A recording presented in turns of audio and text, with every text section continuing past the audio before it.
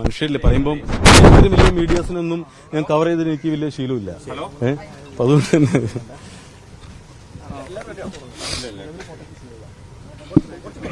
മറ്റു മാധ്യമങ്ങൾ കൂടി ഇവിടെ എത്തിയിട്ടുണ്ട്. മറ്റു മാധ്യമങ്ങളോട് ആരോപണ വിധേയനായ സിഐ സംസാരിക്കാൻ ശ്രമിക്കുകയാണ്. അല്പസമയത്തിനകം തന്നെ പ്രതികരണം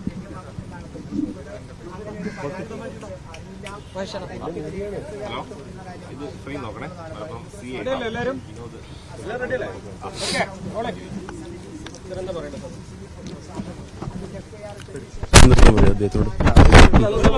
നമസ്കാരം. സിഐ വിനോദാണ് ഇപ്പോൾ സംസാരിക്കുന്നത്. വിനോദ് കുര്യാക്കോസ്. ഇപ്പൊ ഇന്ന് രാവിലെ റിപ്പോർട്ടർ ചാനലിലെ ഒരു വാർത്ത കണ്ടു, പിന്നെ ഏഷ്യാനെറ്റിലും അതേപോലെ തന്നെ മറ്റ് പ്രമുഖ ചാനലിലൊക്കെ ന്യൂസുകൾ കണ്ടു. അപ്പൊ അതേക്കുറിച്ച് ഒരു ഓഫീസർ എന്നതിലുപരി ഒരു മനുഷ്യൻ എന്ന നിലയിൽ സംസാരിക്കാൻ തന്നെയാണ് ഞാൻ എത്തിയിട്ടുള്ളത്. ആദ്യമായി തന്നെ എന്റെ നിരപരാധിത്വം ഇതിൽ നിങ്ങളോട് ഞാൻ ഉറപ്പിച്ചു പറയുകയാണ്. അന്നുണ്ടായ സംഭവങ്ങളെക്കുറിച്ച് ഞാൻ ഓർത്ത് പറയുകയാണ്. 2022 ഞാൻ അന്ന് പൊന്നാനി ഇൻസ്പെക്ടർ ഓഫ് പോലീസ് ആയിരുന്നു. അന്ന് എന്റെ ഡിവൈഎസ്പി ആയിരുന്നത് തിരൂർ ഡിവൈഎസ്പി ബിന്നി സാറാണ്. അപ്പൊ ഞാൻ ജോയിൻ ചെയ്ത് ഉടൻ തന്നെ പിന്നീട് എനിക്ക് എന്റെ പഴയ പ്രവർത്തനങ്ങൾക്ക് വിലയിരുത്തി ഏറ്റവും നല്ല പോലീസ് ഉദ്യോഗസ്ഥനുള്ള മുഖ്യമന്ത്രിയുടെ വിശിഷ്ട സേവാ മെഡൽ എനിക്ക് അന്ന് ലഭിച്ചിട്ടുണ്ട്. പൊതുവെ ഒരു കേസിലുപരി ജനങ്ങളുടെ പ്രശ്നങ്ങൾ ഇടപെടുകയും അതോടൊപ്പം തന്നെ പബ്ലിക്കായിട്ടുള്ള പല സ്പീച്ചുകളും പങ്കെടുക്കുന്ന ആളാണ് ഞാൻ. ഫാക്ട് പറഞ്ഞു എന്നേ ഉള്ളൂ. ഞാൻ കേസിലേക്ക് വരാം, നിങ്ങൾക്ക് എല്ലാം തിരക്കുണ്ട് അറിയാം. 2022 ഞാൻ അങ്ങനെ CA ഇരിക്കുമ്പോൾ ഒരു ദിവസം രാത്രി ഒരു 7 ആകുമ്പോൾ സ്റ്റേഷനിൽ പരാതി ലഭിച്ചു. ഏകദേശം ഒരു 50 വയസ്സുള്ള ഒരു മധ്യവയസ്ക സ്ത്രീ താൻ ഡെന്റൽ ഹോസ്പിറ്റലിൽ നിന്ന് അതോ ജ്വല്ലറി എന്നാണോ അറിയില്ല, അത് തിരിച്ചു വരുമ്പോൾ പൊന്നാനി ടൗണിൽ വെച്ച് ഒരു ഓട്ടോറിക്ഷയിൽ കയറി. അപ്പോൾ ഓട്ടോറിക്ഷക്കാരൻ എന്നോട് മോശമായി പെരുമാറി. നീ കൂടെ വരുമോ എന്ന് പറഞ്ഞു. അത് കഴിഞ്ഞ് അവളുടെ മാനഹാനി വരുത്തുന്ന രീതിയിൽ സ്ഥലത്തിൽ പിടിച്ചു എന്നൊക്കെയാണ് പരാതി. അപ്പോൾ ഈ പരാതി സ്വാഭാവികമായി സ്റ്റേഷനിൽ വന്ന ഉടനെ ആദ്യം PROയുടെ അടുത്താണ് ചെല്ലുക. അപ്പോൾ PRO അടുത്താണ് ഈ പരാതി കിട്ടിയിട്ടുണ്ടാവുക. അന്ന് അവിടെ SI കൃഷ്ണലാലായിരുന്നു. അപ്പൊ അങ്ങനെ പരാതി അവിടെ കിട്ടി. അങ്ങനെ കുറച്ച് കഴിഞ്ഞിട്ട് ഈ പരാതിയുമായിട്ട് എന്റെ അടുത്ത് PRO വന്നു. സാർ ഇങ്ങനെ പരാതി ലഭിച്ചിട്ടുണ്ട് എന്ന് പറഞ്ഞു. നമ്മൾ എങ്കിൽ പെട്ടെന്ന് ആ ഓട്ടോറിക്ഷക്കാരെയും പ്രതിയൊക്കെ നോക്കണമെന്ന് പോലീസുകാരെ വിട്ടു. അവർ പോയി ഓട്ടോറിക്ഷ രാത്രി കണ്ടെത്താൻ പറ്റിയിട്ടില്ല, പ്രതിയെക്കുറിച്ച് നോക്കാം, അന്വേഷിക്കാമെന്ന് പറഞ്ഞു. അങ്ങനെ ചില പോലീസുകാരോട് പറഞ്ഞു, സാറും ശ്രദ്ധിച്ചിട്ട് കേസെടുത്താൽ മതി. കാരണം എന്താണെന്ന് വെച്ചാൽ ഈ സ്ത്രീ ഇങ്ങനെ പലർക്കുമെതിരെ വ്യാജ പരാതികൾ കൊടുത്തിട്ട് പിന്നീട് പുറത്തു വെച്ച് കോംപ്രമൈസ് ചെയ്തിട്ട് പണം തട്ടുന്ന സ്ത്രീയാണ് എന്ന രീതിയിൽ പറഞ്ഞു. അപ്പോൾ നമ്മൾ ഓക്കെ, നമുക്ക് വിശദമായി അന്വേഷിക്കാം എന്ന് പറഞ്ഞു. അങ്ങനെ ഇരിക്കെ ഏകദേശം രാത്രി 10 മണിയാകുമ്പോൾ വളരെ വിശ്വസ്തനായ ഒരു വ്യക്തിയുടെ കോൾ എനിക്ക് ലഭിക്കുകയാണ്.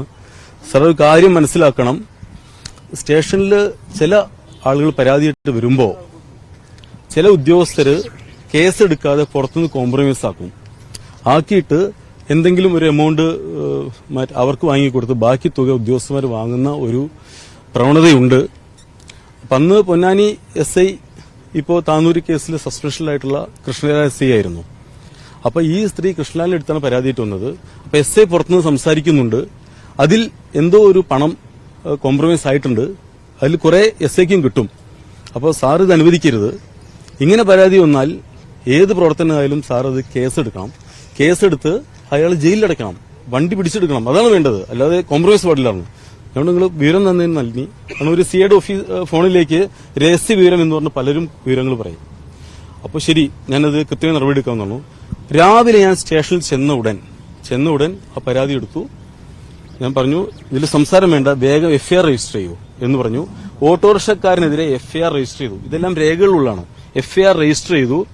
പ്രതിയെ 2 പോലീസുകാർ മഫ്റ്റിയിൽ വിട്ടേച്ച് പ്രതിയെ പിടിച്ചുകൊണ്ടുവന്നു, അറസ്റ്റ് ചെയ്തു, അവനെ റിമാൻഡ് ചെയ്തു. ഓട്ടോറിക്ഷ കൊണ്ടുവന്നു, ഓട്ടോറിക്ഷ സീസ് ചെയ്ത്, മാസ്റ്റർ പ്രകാരം സീസ് ചെയ്ത് നേരെ ഓട്ടോറിക്ഷ കോടതിക്ക് കൊടുത്തു. ഒരു 10:30 ഈ സ്ത്രീ രണ്ടാമത് ദേഷ്യം പിടിച്ചു വരുന്നുണ്ട്. നിങ്ങൾ കാരണം എനിക്ക് കിട്ടേണ്ട പണമൊക്കെ നഷ്ടപ്പെടുകയാണ്, എന്തിനത് കേസിന്റെ ആവശ്യം, എനിക്കത് ചർച്ച മതിയല്ലോ എന്ന് പറഞ്ഞു. നമ്മൾ ചർച്ച എന്ന സംഭവമില്ല, നിയമപരമായ പരാതി കിട്ടിയ കേസെടുക്കുകയാണ് വേണ്ടത്. നിങ്ങൾ ഇനി എന്തെങ്കിലും നിങ്ങൾ വനിതാ പോലീസ് വിമൻ ഡെസ്കിലിരിക്കുന്ന പോലീസോട് സംസാരിക്കുമെന്ന് പറഞ്ഞു. പിന്നെയാണ് അറിയുന്നത് ഈ സ്ത്രീ കൃഷ്ണലാലിന്റെ വീട്ടില് മറ്റേ അടുക്കളപ്പണിയൊക്കെ സഹായിച്ചിരുന്ന സ്ത്രീയാണ് എന്ന് വിശ്വസ്തരെന്ന് പറഞ്ഞറിയുന്നത്. ഞാൻ പിന്നെ എന്റെ പോലീസ് ഉദ്യോഗസ്ഥരെ എങ്ങനെ മോശമായി പെരുമാറുന്നല്ലാതെ പെരുമാറുന്നതിനെ പറ്റി കൂടുതൽ അന്വേഷിച്ച് വ്യക്തിപരമായ കാര്യങ്ങളിൽ കിടക്കാത്ത ആളാണ്. അതുകൊണ്ട് തന്നെ അതിനെപ്പറ്റി കൂടുതൽ അന്വേഷിച്ചില്ല. പിന്നീട് കൃഷ്ണലാൽ പൊന്നാനി സ്റ്റേഷനിൽ നിന്ന് ചില വിഷയങ്ങളെ തുടർന്ന് പൊന്നാനി സ്റ്റേഷനിൽ നിന്ന് ഇദ്ദേഹത്തെ ജില്ലാ പോലീസ് മേധാവി ഇതിനെ ഇടപെട്ടിട്ട് ട്രാൻസ്ഫർ ചെയ്തു. ഇദ്ദേഹത്തിനെതിരെ ചില പരാതികളെക്കുറിച്ചും ഞാൻ കൊടുത്ത ചില റിപ്പോർട്ടിനെ ബേസ് ചെയ്തും ട്രാൻസ്ഫർ ചെയ്തു. അങ്ങനെ ഇരിക്കെയാണ് ഒരു ദിവസം ബെന്നി സാർ സ്റ്റേഷനിൽ വരുന്നത്. വിനോദിനെതിരെ പരാതി ലഭിച്ചിട്ടുണ്ട്, നിങ്ങൾ ഈ സ്ത്രീയുടെ വീട്ടിൽ പോയിരുന്നോ, നിങ്ങളുമായി ഈ സ്ത്രീ സമ്പർക്കമുണ്ടോ എന്ന് ചോദിച്ചു. അപ്പൊ ഞാൻ ഏത് സ്ത്രീ എന്ന് ആദ്യം ചോദിച്ചത്. അപ്പൊ ഈ പരാതിപ്പെട്ട സ്ത്രീയാണ് എന്ന് പറഞ്ഞു. നമ്മൾ സാർ എന്റെ കോൾ ഡീറ്റെയിൽസ് എല്ലാം പരിശോധിക്കണം, എന്റെ ലൊക്കേഷൻ നോക്കണം, കണ്ട ആളുകളെ ചോദ്യം ചെയ്യണം എന്നെല്ലാം കൃത്യമുണ്ട്. സാറുകൊണ്ട് കേരളത്തിലെ ഏറ്റവും ഇന്റഗ്രിറ്റിയുള്ള ഒരു ഉദ്യോഗസ്ഥനാണ് ബെന്നി സാർ. അദ്ദേഹം അന്വേഷണം അദ്ദേഹത്തിന്റെ അടുത്ത് യാതൊരു പിഴക്കേറില്ല, അത്രയും നല്ല ഉദ്യോഗസ്ഥനാണ്. അപ്പൊ അദ്ദേഹം എന്റെ എല്ലാ പ്രൈവറ്റ് നമ്പറുകൾ എല്ലാം ഉൾപ്പെടെ കോൾ ഡീറ്റെയിൽസ് എടുത്തു. ഞാൻ ഇവർ ആരോപിക്കപ്പെടുന്ന സമയത്തിന്റെ ലൊക്കേഷൻ എല്ലാം നോക്കി. സാറ് വളരെ ക്ലിയർ കട്ടായി 4-5 ദിവസത്തിന് ശേഷം സാറ് കണ്ടെത്തി ഞാൻ ഇതുവരെ ആ സ്ത്രീയെ സ്റ്റേഷന് പുറത്തു വെച്ച് കാണുകയോ വിളിക്കുകയോ ചെയ്തിട്ടില്ല. ഒരു സിംഗിൾ കോള് പോലും എന്റെ നമ്പറിൽ നിന്ന് അവർക്ക് പോയിട്ടില്ല. ഒരു പരാതിക്ക് പോലും ഞാൻ അവരെ വിളിച്ചിട്ടില്ല എന്ന് സാറിന് മനസ്സിലായി. സാർ ആ പരാതി ക്ലോസ് ചെയ്ത് ജില്ലാ പോലീസ് മേധാവിക്ക് സമർപ്പിച്ചു. അങ്ങനെ ഇരിക്കെ ഈ സ്ത്രീ വേറെ ആരൊക്കെയോ കൂട്ടി ജില്ലാ പോലീസ് മേധാവിയായ ബഹുമാനപ്പെട്ട സുജിത് സാർ പോയി കണ്ടു. സുജിത് സാർ വളരെ കൃത്യമായിട്ട് തന്നെ സ്ട്രിക്റ്റ് ആയിട്ട് ആണ് പരാതികളിൽ ഇടപെടുന്നത് എല്ലാവർക്കും അറിയാം, ഇത്രയും കാലം വരെ. അങ്ങനെ ഇരിക്കെ അദ്ദേഹം ഈ പരാതി ബെന്നി സാറെ മാറ്റി നിർത്തി സ്പെഷ്യൽ ബ്രാഞ്ച് ഡിവൈഎസ്പിയെ കൊണ്ട് അന്വേഷിപ്പിച്ചു. അന്നത്തെ സ്പെഷ്യൽ ബ്രാഞ്ച് ഡിവൈഎസ്പി ഏറ്റവും പ്രഗത്ഭനായിട്ടുള്ള ബിജു സാറാണ്. അപ്പൊ അദ്ദേഹത്തിന്റെ എല്ലാ സോഴ്സും ഉപയോഗിച്ച് എന്റെ എല്ലാ നമ്പറുകളും വെരിഫൈ ചെയ്ത് എല്ലാ കോൾ ഡീറ്റെയിൽസ് എടുത്തു, വാട്സപ്പ് കോൾ ഡീറ്റെയിൽസ് എടുത്തു, ലൊക്കേഷൻസ് എടുത്തു. അതെല്ലാം കഴിഞ്ഞ് പിന്നീട് എന്നെ വിളിച്ചു വരുത്തി എന്റെ സ്റ്റേറ്റ്മെന്റ് എടുത്തു. ഈ സ്ത്രീ മുമ്പ് പലർക്കും എതിരെ പരാതി കൊടുത്ത് പണം തട്ടിയിട്ടുണ്ടോ എന്ന രീതിയിൽ അന്വേഷിച്ചു. മുമ്പ് 1-2 ഇതേപോലെ സമാന സംഭവങ്ങൾ ഉള്ളതായിട്ട് കൃത്യമായിട്ട് സാറിന് മനസ്സിലായി. ഇതെല്ലാം വെച്ച് സാറ് നല്ല റിപ്പോർട്ട് അടിച്ച് ജില്ലാ പോലീസ് മേധാവിക്ക് സമർപ്പിക്കുകയും പൂർണ്ണമായും വ്യാജ ആരോപണമാണെന്ന് മനസ്സിലാക്കിയിട്ട് ഈ പരാതി ക്ലോസ് ചെയ്യുകയാണ് ബഹുമാനപ്പെട്ട സുജിത് സാർ ചെയ്തിട്ടുള്ളത്. നിങ്ങൾ ശ്രദ്ധിക്കേണ്ട ഒരു കാര്യം കൂടിയുണ്ട്. മറ്റ് ഡിപ്പാർട്ട്മെന്റ് പോലെയല്ല പോലീസ് ഡിപ്പാർട്ട്മെന്റിൽ ഒരു കീഴുദ്യോഗസ്ഥനെതിരെ പരാതി ലഭിച്ചാൽ മേലുദ്യോഗസ്ഥരെ രക്ഷിക്കാൻ ശ്രമിക്കുകയല്ലേ ചെയ്യുക, എങ്ങനെ മാക്സിമം തെളിവുകൾ ശേഖരിച്ച് ഇദ്ദേഹത്തിനെതിരെ നീങ്ങാമെന്നാണ് ശ്രദ്ധിക്കുക.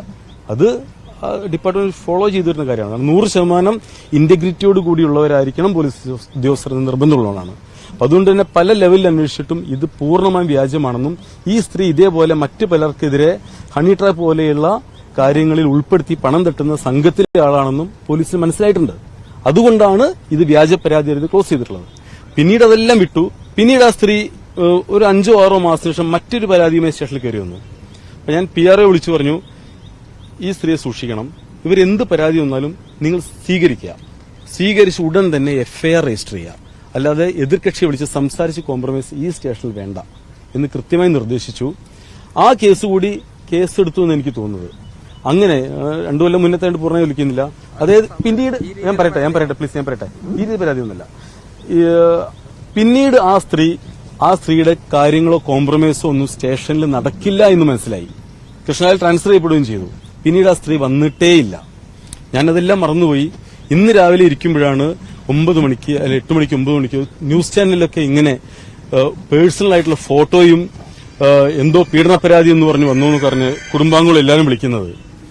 ഞാനൊരു കാര്യം ചെയ്യട്ടെ, നമ്മളെല്ലാവരും മനുഷ്യന്മാരാണ്. ഒരാളെക്കുറിച്ചുള്ള ഒരു പരാതി വന്നാൽ അതില് സത്യസന്ധത അന്വേഷിച്ച് കാമുണ്ടോ എന്ന് കണ്ടെത്തിയ ശേഷം അപമാനപ്പെടുത്തുന്ന രീതിയിൽ ഫോട്ടോ കൊടുക്കുക, അല്ലെങ്കിൽ സത്യസന്ധത കൊടുക്കുകയാണെങ്കിൽ പിന്നെ നമുക്ക് വിശ്വസിക്കാം.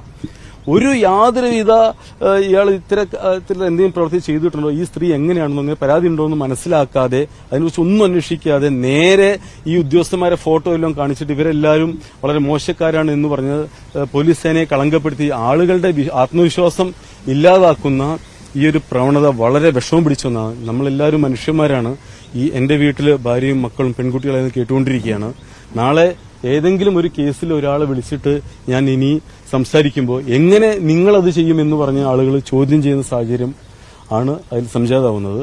ഈ ഒരു വിഷമകരമായ സാഹചര്യത്തിൽ നിന്ന് മാധ്യമങ്ങൾ പിന്മാറിയേ പറ്റൂ. മറ്റു മാധ്യമങ്ങളും ഇങ്ങനെ ചെയ്യുന്നത് ഞാൻ വിശ്വസിക്കുന്നില്ല. കാരണം മാധ്യമങ്ങളെ ഒരുപാട് നല്ല ബന്ധം പുലർത്തുന്ന ആളാണ് ഞാൻ.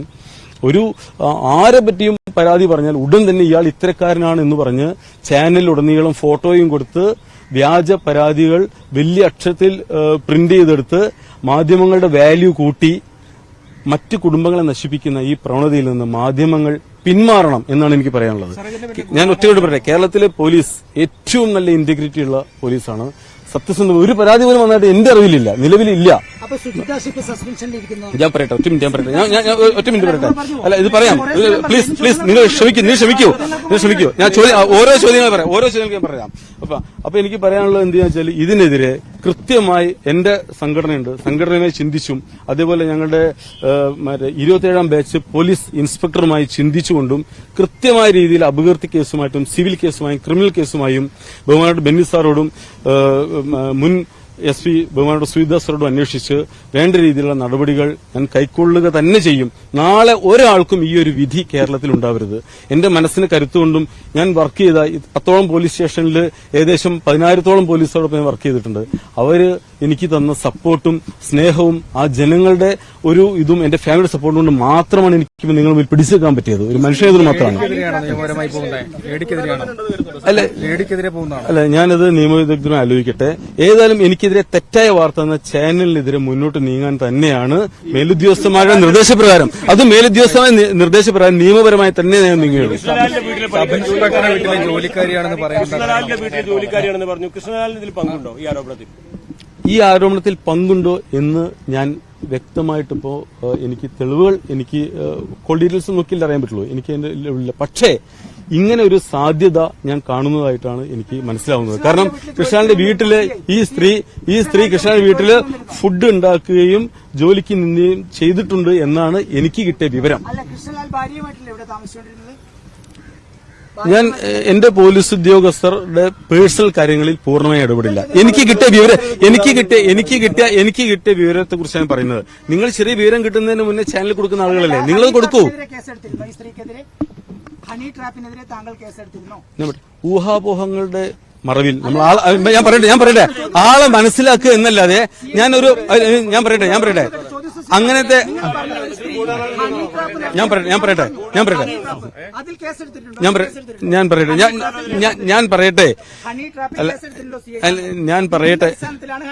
അതെ ഞാൻ പറയട്ടെ രേഖാമൂലമുള്ള പരാതികൾ ലഭിച്ചതിൽ കേസെടുക്കാതിരിക്കാൻ ഒരു ഉദ്യോഗസ്ഥനും സാധ്യമല്ല. രേഖാമൂലമുള്ള പരാതി ലഭിക്കാത്തതുകൊണ്ടാണ്. കാരണം നമ്മളെല്ലാവരും സൊസൈറ്റിയിൽ ജീവിക്കുന്നുണ്ട്. പലരും ഭയന്നുകൊണ്ടാണ്. ഒരു മിനിറ്റ് മറ്റേ സംസാരിക്കണം. ഈ പരാതിയുടെ പിന്നിൽ ഗൂഢാലോചന ഉള്ളതായിട്ടാണ് എനിക്ക് മനസ്സിലാവുന്നത്. അത് ഇപ്പോൾ എന്ത് ചെയ്യുക, കേരള പോലീസിനെ പ്രതിസന്ധിയിൽ നിർത്താനും ഉദ്യോഗസ്ഥന്മാരെ കരുവാരി തേച്ച് സർക്കാരിനെ വികലമാക്കാനുള്ള ശ്രമത്തിന്റെ ഭാഗമായിട്ടാണ് ഈ ഗൂഢാലോചന. കേസ് അന്വേഷിക്കുന്ന ഉദ്യോഗസ്ഥരെ സമ്മർദ്ദത്തിലാക്കി വഴിതിരിച്ചുവിടാനുള്ള ശ്രമമാണെന്ന് കരുതുന്നുണ്ടോ? മറ്റ് കേസ് അന്വേഷിക്കുന്ന ഉദ്യോഗസ്ഥരെ സമ്മർദ്ദത്തിലാക്കി വഴിതിരിച്ചുവിടാനുള്ള ശ്രമമാണെന്ന് കരുതുന്നുണ്ടോ? ഏത് കേസ് വഴിതിരിച്ചുവിടാൻ? അതായത് ഈ മുട്ടൽ മരമുറി കേസ് അന്വേഷിക്കുന്ന ബെന്നി സാറിനെ സമ്മർദ്ദത്തിലാക്കി വഴിതിരിച്ചുവിടാനുള്ള ശ്രമമാണ് ബെന്നി സാർ ആരോപിക്കുന്നത്. അങ്ങനെ കരുതുന്നുണ്ടോ? ഞാനൊരു കാര്യം തുറന്നു പറയാൻ ആഗ്രഹിക്കുകയാണ്. പോലീസ് അംഗങ്ങളുടെ പേഴ്സണൽ ചാറ്റുകളിലും മറ്റും എനിക്ക് മനസ്സിലായിട്ടുള്ളത് വളരെ സത്യസന്ധമായാണ് മുട്ടിൽമുറി കേസ് ബെന്നി സാറ് അന്വേഷിച്ചിട്ടുള്ളത്. അദ്ദേഹം വളരെ ഇന്റഗ്രിറ്റിയുള്ള ഉദ്യോഗസ്ഥനാണ്. അദ്ദേഹത്തെ സമ്മർദ്ദത്തിലാക്കാനാണ് ഇത്തരം വ്യാജ ആരോപണങ്ങൾ എന്നാണ് എനിക്കിതിൽ പറയാനുള്ളത്. ആർക്കെതിരെ? ഈ സ്ത്രീക്കെതിരെ രേഖാമൂലം പരാതി കിട്ടാത്തതിനാൽ ഹണി ട്രാപ്പിൽ കേസ് എന്റെ കാലത്ത് കേസ് രജിസ്റ്റർ ചെയ്യപ്പെട്ടിട്ടില്ല. ഞാൻ പറയട്ടെ ഒരു മിനിറ്റ്. അതായത് രേഖാമൂലം പരാതി ലഭിച്ചതിലെല്ലാം കേസ് രജിസ്റ്റർ ചെയ്യാൻ നമ്മൾ പ്രതിജ്ഞാബദ്ധമാണ്. പലരും സമൂഹത്തെ ഭയന്നും പരാതി തരാത്തതുകൊണ്ടാണ് കേസെടുക്കാത്തത്. അത് എനിക്ക് കിട്ടിയ രഹസ്യവിവരമാണ്. അത് ഞാൻ തുറന്നു പറയാൻ രഹസ്യവിവരത്തിൽ കേസ് രജിസ്റ്റർ ചെയ്യേണ്ട ആവശ്യമില്ല. നിങ്ങൾ ഒരു കാര്യം മനസ്സിലാക്കുക, നിങ്ങൾ വീണ് കിടന്ന് ഉരുളുന്ന ദയവായി രക്ഷപ്പെടാൻ ശ്രമിക്കരുത്.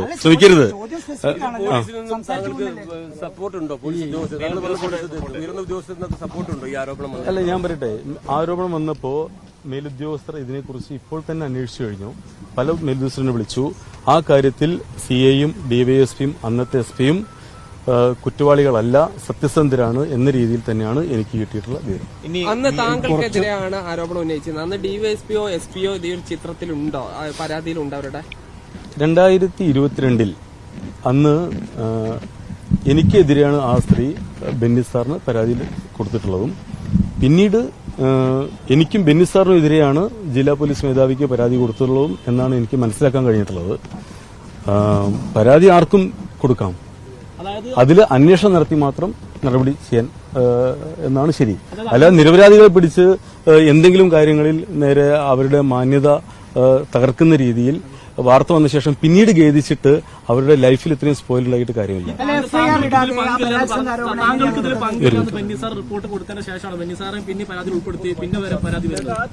തീർച്ചയായിട്ടും ബെന്നി സാറിന് അവര് പരാതി കൊടുത്ത ശേഷം ആണ് അവര് പിന്നീട് നേരിട്ട് സുജിദാസ് സാർക്ക് പരാതി നൽകിയിട്ടുള്ളത് എന്നാണ് എനിക്ക് അറിയാൻ സാധിച്ചിട്ടുള്ളത്. അപ്പൊ ഞാൻ ഒരു കാര്യം ചെയ്യാം, എനിക്ക് പറയാനുള്ളത് പറഞ്ഞു കഴിഞ്ഞു. ഒരു മിനിറ്റ്, അല്ല നിങ്ങളല്ലേ പെട്ടെന്ന് പോകാണ്ടെന്ന് പറഞ്ഞത്. സംഭവം നടന്ന് കുറച്ച് നാളുകൾക്ക് ശേഷം വീണ്ടും ഒരു പരാതിയായി സ്റ്റേഷനിലേക്ക് വന്നു എന്ന് പറഞ്ഞില്ല. അല്ല ഒരു മിനിറ്റ്, സ്പെസിഫിക് ആയിട്ടുള്ള പുതിയ പരാതിയിൽ ചോദിക്കാൻ പറയാം. പരാതിയായിരുന്നു എങ്ങനെ ഈ സംഭവം ഉണ്ടായതിനു ശേഷം കുറച്ച് മാസങ്ങൾക്ക് ശേഷം പിന്നീട് അവര് ഒരു സിവിൽ പരാതിയോട് വന്നിട്ടുള്ളത്. അപ്പോൾ RDO കോടതിയുമായി ബന്ധപ്പെട്ടിട്ട് അത് തീർക്കാൻ വേണ്ടിയിട്ട് നിർദ്ദേശം അയക്കുകയാണ് ചെയ്തിട്ടുള്ളത് എന്നാണ് എനിക്ക് മനസ്സിലായിട്ടുള്ളത്. Thank you.